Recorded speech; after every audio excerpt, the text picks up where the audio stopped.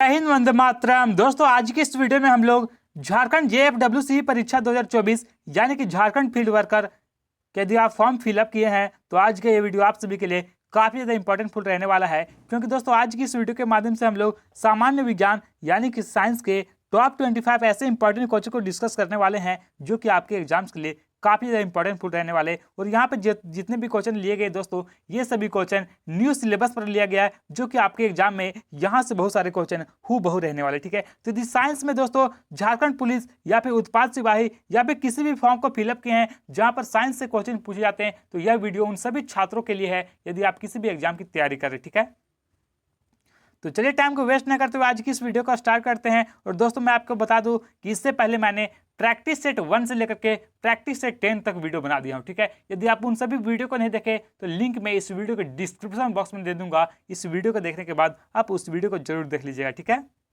और बात करें दोस्तों कि जो झारखंड फील्ड वर्कर का जो आपका एग्जाम होगा, ये आपका 3 पेपर में एग्जाम कंडक्ट होने वाला है, पेपर 1, पेपर 2 और पेपर 3। ठीक है, तो पेपर 1 जो होगा ये सिर्फ आपका क्वालिफाइंग पेपर होगा, और पेपर 2 और पेपर 3 का जो फाइनल मेरिट लिस्ट बनेगा इसी के आधार पर आपका फाइनल सिलेक्शन होने वाला है। ठीक है, तो आपको तैयारी पेपर 2 और पेपर 3 की तैयारी करना है, जिसमें से पेपर 3 से आपके 120 प्रश्न पूछे जाएंगे और पेपर 2 में 100 क्वेश्चन पूछे जाएंगे। ठीक है, यानी कि 220 क्वेश्चन को तैयारी करना है। ठीक है, 220 क्वेश्चन में जिसका ज्यादा मार्क्स आएगा उसी का सिलेक्शन होने वाला है। ठीक है, अगला क्वेश्चन आपसे क्या पूछा गया है कि डीएनए का द्विकुंडलीय संरचना का मॉडल यानी कि डबल हेलिक्स मॉडल किसने दिया था। तो देखिए, जो डीएनए का द्विकुंडलीय संरचना का जो मॉडल है ये किसके द्वारा दिया गया, तो वाटसन एवं क्रिक के द्वारा। Option number D right answer होगा। और इन्होंने इस मॉडल को कब दिया था, तो 1953 ईस्वी में दोस्तों इस मॉडल को दिया गया था। और इसके लिए दोस्तों उन्हें 1962 ईस्वी में नोबेल पुरस्कार से भी सम्मानित किया गया था। तो ये भी आपको ध्यान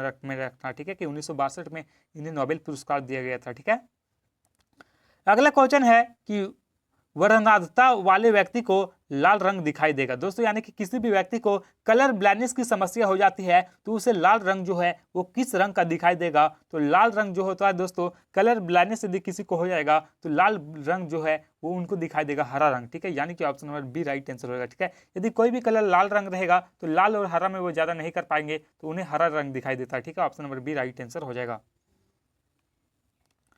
अगला क्वेश्चन क्या पूछा गया है कि एक वर्णनाध पुरुष एक सामान्य महिला से विवाह करता है, वर्णनाधता के लक्षण उत्पन्न होंगे उसके पुत्रों में, पुत्रियों में, पुत्रों के पुत्रों में या फिर पुत्रियों के पुत्रों में। तो देखिए, कोई भी व्यक्ति वर्णनाध पुरुष एक सामान्य महिला से विवाह करता है तो उसका जो लक्षण उत्पन्न होगा ये किसमें ये लक्षण उत्पन्न होगा, तो पुत्रियों के पुत्रों में। ठीक है, option number D right answer हो जाएगा। ठीक है, नेक्स्ट क्वेश्चन 79 नंबर है कि फलों को पकाने से पहले गिरने पर कुछ मसालों में उपज की महत्वपूर्ण हानि होती है, इसे किसके द्वारा रोका जा सकता है। तो देखिए दोस्तों, फलों को पकाने से पहले गिरने में कुछ मसालों की उपज की महत्वपूर्ण हानि होती है, तो इसे रोकने की बात करें तो इसे किसके द्वारा रोका जा सकता है, तो यह रोका जा सकता है ऑक्सीजन के छिड़काव द्वारा। ठीक है, यानी कि ऑप्शन नंबर यहाँ पे सी राइट आंसर हो जाएगा। ठीक है, ऑक्सीजन के छिड़काव के द्वारा। ठीक है, नेक्स्ट क्वेश्चन जो कि मोस्ट इंपॉर्टेंट क्वेश्चन आपके एग्जाम्स के लिए कि किस प्रक्रिया का प्रयोग पौधे रात में ऊर्जा प्राप्त करने के लिए करते हैं, दहन का, श्वसन का या फिर परासरण का या फिर प्रकाश संश्लेषण का। तो देखिए, जो पौधे होते हैं दोस्तों ये रात में जो ऊर्जा प्राप्त करने के लिए करते हैं ये कौन सा प्रक्रिया करते हैं, तो ये करते हैं श्वसन प्रक्रिया। ठीक है, ऑप्शन नंबर यहाँ पे बी राइट आंसर हो जाएगा। ठीक है,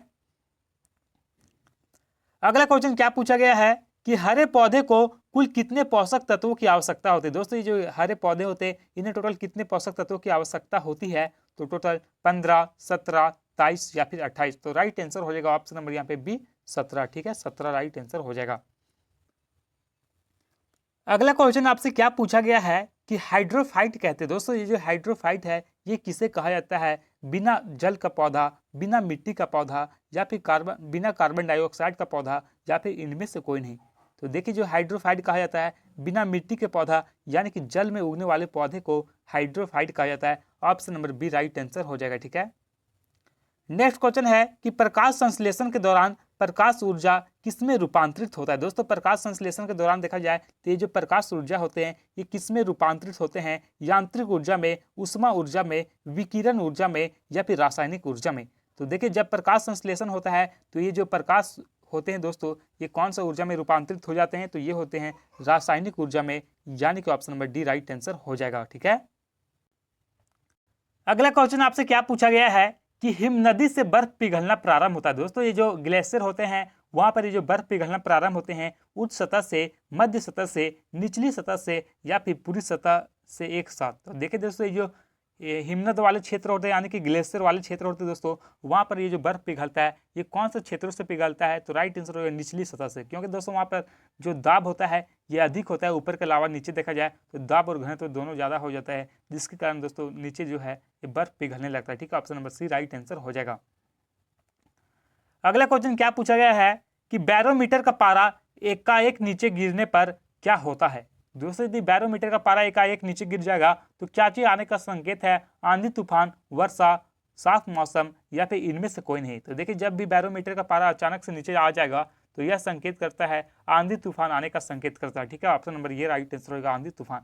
दोस्तों यहाँ पे जितने भी क्वेश्चन बताए जा रहे हैं ये सभी क्वेश्चन हर एक एग्जाम से लिए काफी ज्यादा इंपॉर्टेंट रहने वाले, इसलिए दोस्तों मेरा आपसे एक ही रिक्वेस्ट रहेगा कि आप इस वीडियो को शुरू से लेकर के अंत तक जरूर देखिएगा। ठीक है, अगला क्वेश्चन है कि वायुमंडल में ऊपर बढ़ने पर हवा का दबाव होता है। दोस्तों यदि आप वायुमंडल में ऊपर जाइएगा तो हवा का दबाव कम होता है, अधिक होता है या फिर अपरिवर्तित रहता है या फिर इनमें से कोई नहीं। तो देखिए यदि आप वायुमंडल में पृथ्वी की सतह से ऊपर चले जाएंगे तो हवा का जो दबाव होता है मेरे दोस्त ये क्या हो जाता है, तो कम हो जाता है। ठीक है, ऑप्शन नंबर ये राइट आंसर होगा कम। ठीक है, अगला क्वेश्चन है कि एक काटा हुआ हीरा क्यों जगमगाता या फिर चमकता है। दोस्तों ये जो हीरा होता है ये क्यों चमकता या फिर जगमगाता है, तो देखिए जो हीरा का जो चमकता है ये किस कारण से चमकता है, तो प्रकाश के पूर्ण आंतरिक परिवर्तन के कारण। ठीक है, ऑप्शन नंबर ये राइट आंसर हो जाएगा प्रकाश के पूर्ण आंतरिक परिवर्तन के कारण। ठीक है, इस क्वेश्चन को आप लोग याद कर लीजिएगा, बहुत बार ये क्वेश्चन एग्जाम में पूछा गया है। ठीक है, अगला क्वेश्चन है कि मानव आंख की रेटिना पर कैसा प्रतिबिंब बनता है। दोस्तों जो मानव के आंख पर जो प्रतिबिंब बनता है रेटिना पर, ये कैसा प्रतिबिंब बनता है, वास्तविक तथा उल्टा, वास्तविक तथा सीधा, वास्तविक तथा उल्टा, आभासी तथा उल्टा या फिर आभासी तथा सीधा। तो देखिए जो मानव की आंख पर जो रेटिना पर जो प्रतिबिंब बनता है ये कैसा प्रतिबिंब बनता है, तो ये बनता है वास्तविक तथा उल्टा। ऑप्शन नंबर यहाँ पे बी राइट आंसर होगा वास्तविक तथा उल्टा। ठीक है, ये आपको याद रखना है। ठीक है, नेक्स्ट क्वेश्चन क्या पूछा गया है 89 नंबर में कि किसी व्यक्ति का पूरा प्रतिबिंब देखने के लिए एक समतल दर्पण को न्यूनतम ऊंचाई होनी चाहिए। दोस्तों यदि किसी भी व्यक्ति को पूरा प्रतिबिंब देखना है तो वो उस समतल दर्पण की ऊंचाई कितनी होनी चाहिए, तो देखिए यदि आपको पूरा प्रतिबिंब देखना है तो उसकी ऊंचाई जो होना चाहिए ये होना चाहिए व्यक्ति की ऊंचाई की आधा होना चाहिए। ठीक है, option number C right answer हो जाएगा। ठीक है, अगला क्वेश्चन क्या पूछा गया है कि पूर्ण विकिरण यानी कि उत्तमापापी, ठीक है, पूर्ण विकिरण उत्तमापापी से कितना तापक्रम मापा जा सकता है। तो देखिए दोस्तों इससे कितना तापमान मापा जा सकता है, तो 800 डिग्री सेल्सियस से अधिक। ठीक है, ऑप्शन नंबर यहाँ पे डी राइट आंसर हो जाएगा। ठीक है, अगला क्वेश्चन क्या पूछा गया है कि पार्सेक किसकी इकाई। दोस्तों पार्सेक की बात करें तो ये किसकी इकाई है, तो पार्सेक जो होता है ये दूरी की इकाई होता है, यानी कि ऑप्शन नंबर ये राइट आंसर होगा दूरी की इकाई। ठीक है, और एक पार्सेक इज इक्वल टू कितना होता है, तो एक पार्सेक इज इक्वल टू होता है मेरे दोस्त 3.26 प्रकाश वर्ष। ठीक है, तो ये भी आपको याद रखना। ठीक है, अगला क्वेश्चन क्या पूछा गया है कि 1 नैनोमीटर में होता है। दोस्तों 1 नैनोमीटर में कितना होता है, तो 1 नैनोमीटर में बात करें तो ये होता है 10⁻⁻7 सेंटीमीटर। ऑप्शन नंबर यहाँ पे बी राइट आंसर हो जाएगा।